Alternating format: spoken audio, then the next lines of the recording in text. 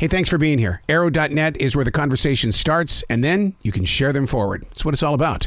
Speaking of sharing things forward, let's do it. Let's play it forward. These are real people, real stories, the struggle to play it forward. Episode number 531 is with Greg Patnode from the group Desert Dragon. You were talking about this album taking some time in putting it together, and the name of the album is This Side of Heaven. What all went into the process of it? So as far as how we put the whole thing together? Yeah, because, I mean, it just seems like music has made so many different twists and turns these days. I mean, I remember the days when everybody would just jump into a van and head down to the recording studio. Now you can do this wherever you want. Yeah, well, we had this thing kind of started a little bit before COVID and everything, and we had some ideas and stuff like that doesn't really have enough punch or whatever to it, or doesn't have the hooks that we're looking for. So I went in and did a lot of rewriting and stuff. And then the COVID hit, and then there was plenty of time to do it because you couldn't really go anywhere or do much. So basically we just did it from, everyone has their own studio in their own house. So we did that and just transferred files and stuff until we got to the point where, we're gonna, lay down drums and stuff. And then we kind of all got together and went down to the studio and kind of knocked it out and stuff. But it was kind of this one took a little longer than normal. Got some stuff writing, some new stuff since it was a bit putting this together. A lot of it was scheduling, just because Keith, our singer, he's in a couple other bands as well. Mm-hmm. So it was just a matter of getting, people have time to do this, So, but we finally made it happen, and I think it sounds pretty good. And It's great rock. It really is great rock. And I'll tell you what, now someone may come back and say, no, it's not just rock. It's a taste of all genres, because, I mean, I love the idea that you guys were playing with a violin on a track here. Yeah. We had Del Escalander, if I'm pronouncing his last name right, but he did the violins for like the lead violin player for the Plant Page tour back in the day, when I actually saw him at the Forum. And so that, like he was the one playing like that passage for like Kashmir. And it was really cool. And have him at my place in the studio here was really cool. And but yeah, I like mixing it up a bit, because some bands, like, one song kind of sounds like the other song, and time to get to track 3 or 4, you're kind of done with it. So, back in the day, like, Jimmy Page, he would throw all like rock, he'd like, tangents of country in there, some Middle Eastern music, he was like all over the board. And that really made it pretty, creative for the listener, to get the different tastes of different music. And so I thought, that's what I want to do, with whatever I'm, putting together, is have some stuff with a little bit different taste to it, Yeah. The album we're talking about is This Side of Heaven from the group Desert Dragon. Those guitars, they're like the fifth Beatle in the band. I mean, I'm tuning in and listening to these guitars. I'm being drawn into this song, closer, and then here comes the vocals. I mean, you're really in control of what your listener is doing. Yeah, it's like nowadays people's interest level is pretty short and stuff. So you got to keep people interested. So every little bit, needs tending to, so, the intros, the verses, what have you, it's just so it all keeps the listener's attention. I'm glad you brought up song intros, because, I mean, I put in my notes, I said that this band is not afraid of long song intros. I mean, and that to me gives me time to breathe, to get into the emotion that's coming through those fingers and through those drums and things like that. And then I'm brought into the story. Yeah.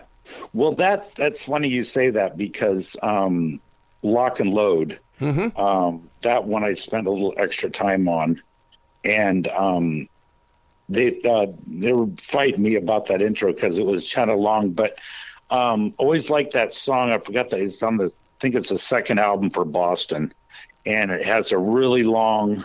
I think it's The Journey. I'm not sure. Long time. I think it was Long Time. Yeah. Yeah, it has a super long intro, and it kind of breaks the rules of that. But the way I do it, it kind of sets it up for the rest of the song. But just so you're not locked into a box on songwriting, gives, like I said, give the listener something a little different. And but I like the long intro, so. Well, I like the song Lock and Load in the way that, man, it's almost like being a part of a spy game of sorts. It's like there's some drama right there as the song opens and everything.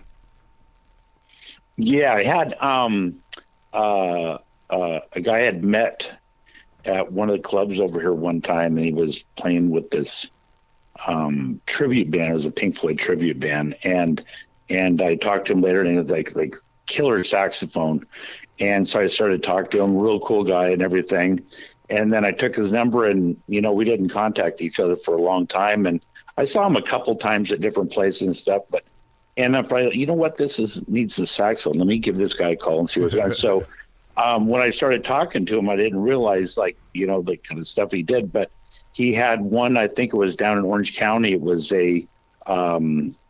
I think it was a David Gilmour concert, and he needed sax, and someone said his name. And so that guy, that sax, has actually played with David Gilmour, which I think is pretty awesome. Wow. What did you feel when Keith St. John was auditioning for the band, and all of a sudden it was like, was it like, oh my God, instant love, or was it something like, okay, we're going to have to do some harder music to make sure that we get full range vocals from this guy? Yeah. So, when I started doing it, and like I was saying, like the hooks and stuff, just weren't there and stuff. Okay, we got to rewrite this stuff because, this guy's got a great voice, and we want to, we want to make him happy and make him inspired and everything.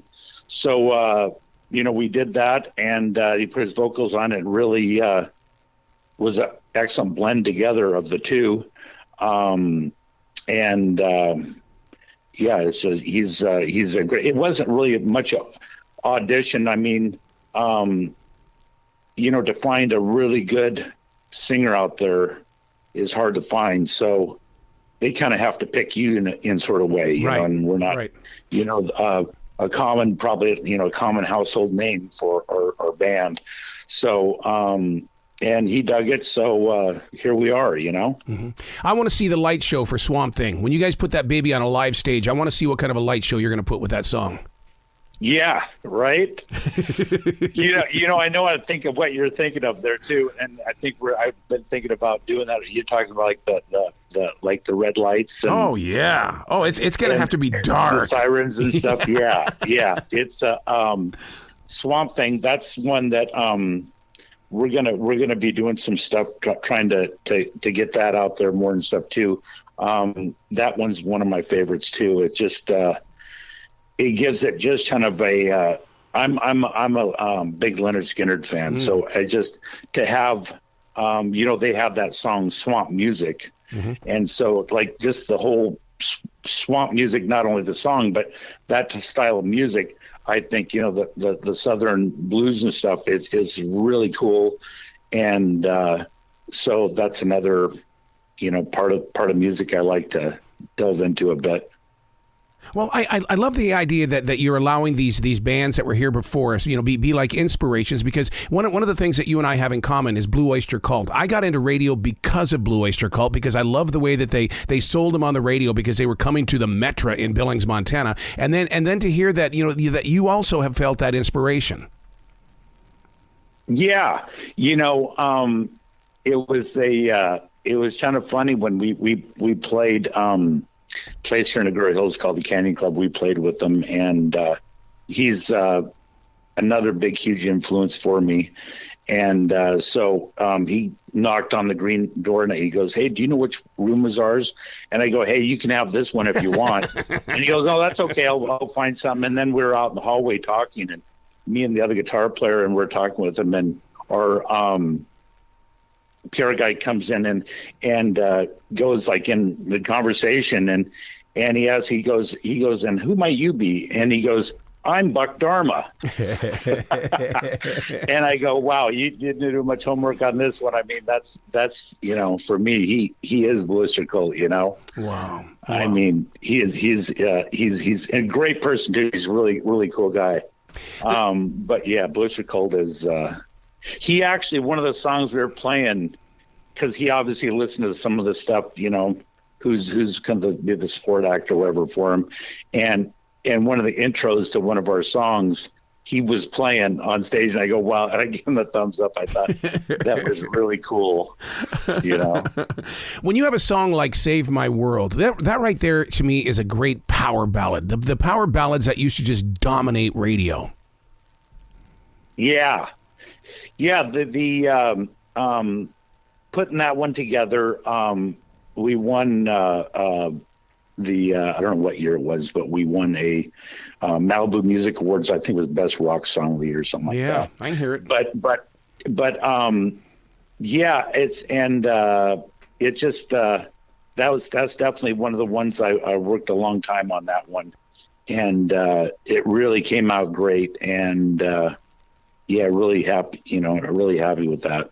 Do you feel that in listening to the album and listening to the process of how you guys have moved through music history, that you guys are basically the pioneers of a new age of classic rock, or just great, great rock? Well, I would like to think that the style and stuff that we're trying to put out there is more of a darker classic rock. Yeah. With some, I don't know, some southern, blues type of things, and maybe some psychedelic stuff and some other different, flavors to make something like, a style more like original, Mm-hmm. So, yeah, hopefully it does. Yeah, because down here in the South, one of the things that's really been happening over the past couple of years is the fact that they're mixing country music with, like you're saying, the dark Southern rock, and it mixes so well together. It's like, this has got to create a movement. Yeah. I mean, I was, before that happened, I was already kind of thinking about it and see what I could do with it, but it's gonna get bigger. I think Mm-hmm. it sounds great. I mean, some of the bands and stuff they're doing, which the music just feels, right down at home. It just sounds great. So I think it's going to go farther, that style of music, Well, that style of music is also very big at a live performance. Do you want it to still be in the arenas and small clubs and stuff like that, or do you want it to be all over radio the way that it used to be? Because it's like the mystique. That's what they always said about Led Zeppelin, was that the mystique of Zeppelin is what made Zeppelin Zeppelin. Yeah, they didn't back in the day. I don't think, they could have played a lot more places than they did. Mm-hmm. And Jimmy Page could have done a lot more interviews than he did, but it was like you say, that mystique that really made people go, wow, this is a strange band. I kind of like it, Don't know much about him. It's hard to find any information really about him and everything. And they definitely had one of the coolest mystiques to the band that of any band I know. As a creative mind, how have you changed now that you guys have done this album the way that you did, where everybody was doing it in their home studios? Because there for a while, the only people that were in control were the albums, or the album companies themselves. Now you're part of the marketing, you're part of the production of it all, you're the songwriting. You are the business of music. Yeah, I think a lot of artists are going that way. Once you put it together and you get the word out on the streets of what of the music and everything. A lot of that's, you've already done. So why would you need anyone else? Right. We were signed to a label at one time, but they weren't really doing anything. So we bowed out of that. It was a European label. Yeah. we'll see what it is. It's, kind of like all or nothing, Yep. So where can people go to find out more about the brand new album, which is called This Side of Heaven, featuring the songs Lock and Load as well as Swamp Thing? Where can they go to find out more info? And I'm sure you've got merchandise as well. Yeah, you can get the CDs, or we'll have clips up there of the songs and stuff. You can check it out, and there's also T-shirts, what have you, online. And the website is DesertDragonOfficial.com. I love DesertDragonOfficial.com. Greg, you got to come back to this show anytime in the future, man. I mean, if Def Leppard can be on this show 9 times, that means that's wide open for you to do the same exact thing. Really, I love those guys. Those guys are great. Oh my God. Yeah, I like that band a lot too. Those guys really rock. I have a little cover band, and just to throw people a curve, we played that song, Take What You Want, and not a lot of people heard that, but such a great song, and those guys have been around forever. Super cool band. Oh my God, Joe Elliott with that accent. He goes, "Hey, Arrow, we're hard workers. It's like a factory. Right. Just treat us like an employee. We're gonna bust tail." It's like, oh God, okay, dude. yeah. The not Phil Collin, but the other guitar player, Vivian Campbell. Yeah, Vivian Campbell. Yeah. So I met him a couple of years back at a club around here, and real cool guy. But man, what a band! Those guys are smoking. Well, you guys are too on this album, and I want you to be very proud of it, because I can't wait to see more of you grow from everything that you've now opened yourself up to. Well, thank you, Errol. That's very cool. I appreciate that. Absolutely. Hopefully, we get some gigs over in your neck of the woods, and I really like it over there on that side. The people are all, they're very wholesome, and if they like rock, they go crazy. Yes, they do. Well, you be brilliant today, okay? Okay, I appreciate it. Thank you, Errol. Have a great day.